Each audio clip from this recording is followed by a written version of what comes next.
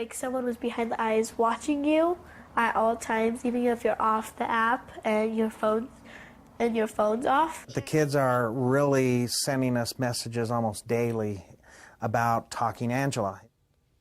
Well, that's an app your kids are talking about. Looks like a cute little cat, but apparently they say it's hiding a big bad secret. Call 7 investigator Teresa Marchetta has been looking into this. And you were talking to me already, Yeah, it's already talking back to you. What have you discovered? What's in this? It looks harmless enough. Well, it looks harmless enough, but this app's been around. The rumors have been around as long as the app's been around, Mitch. So it's been around for about a year. And the question is, what does it really do? It's meant for entertainment, kind of like, you know, that one where you kind of poke it or it repeats you.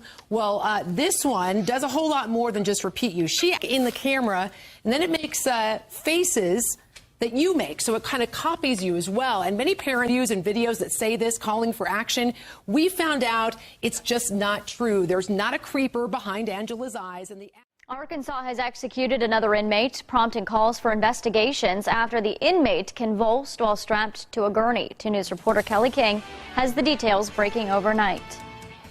This was the 4th execution in Arkansas in 8 days. A reporter who witnessed 38-year-old Kenneth Williams being put to death last night said his body jerked violently.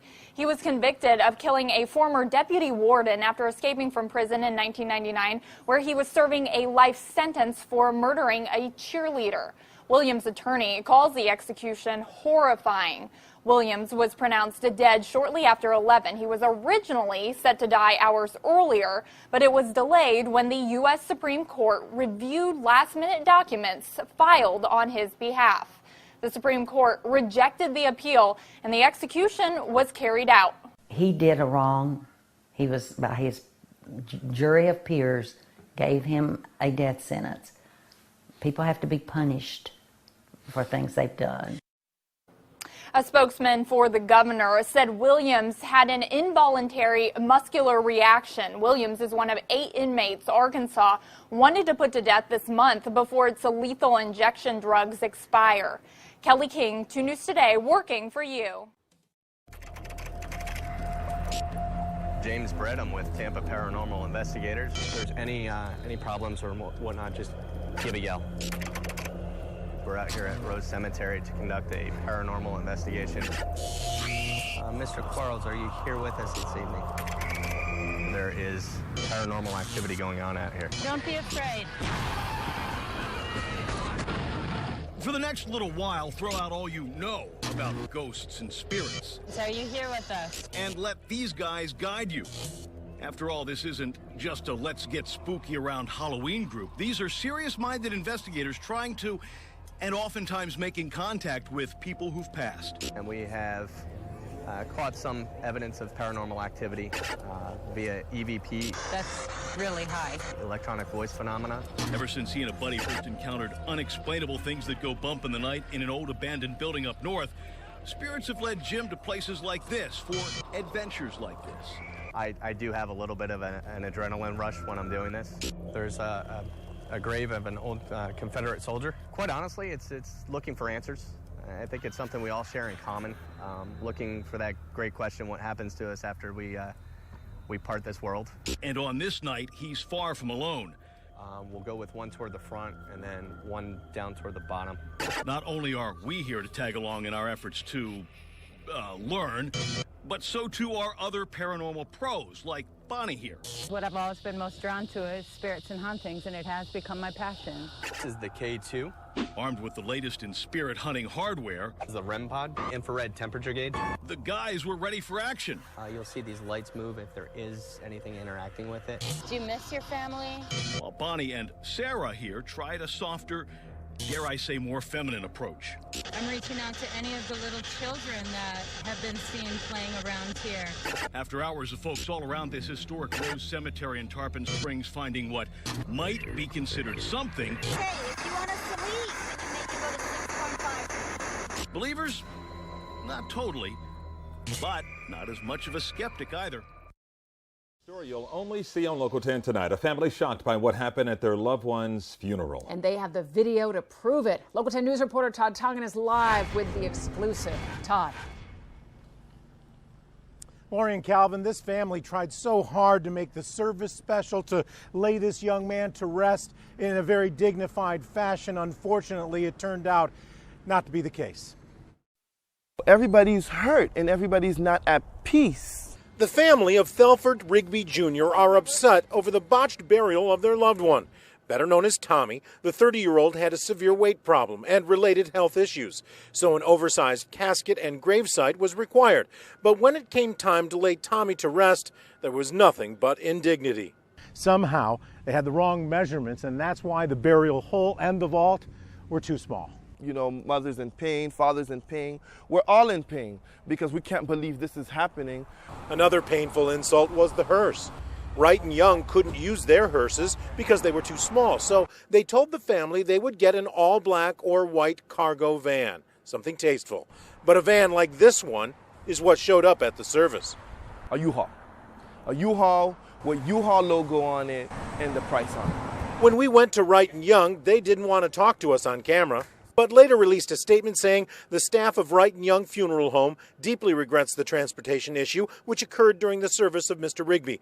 Our management team has met privately with the family and expressed our most sincere apologies and regrets. They also blamed the too small gravesite on Forest Lawn Cemetery. Today, the correct vault was in place and the grave wide enough for Tommy's casket. Private property, please turn that off. But cemetery security kicked us off the property.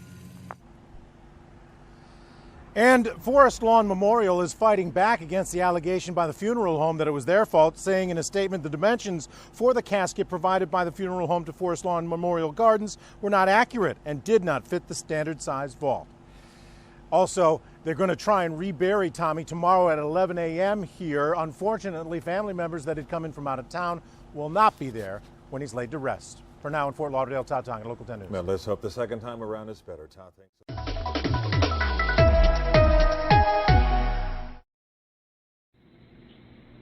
You left your house today with the intention of going to Shaw's and Saco to hurt somebody. To kill someone, yeah. To kill somebody. Connor McAllister told police she hadn't slept for a day and a half before deciding to carry out a plan of attack. The reason why, a twisted type of emotional revenge that she says was fueled by the death of her own mother.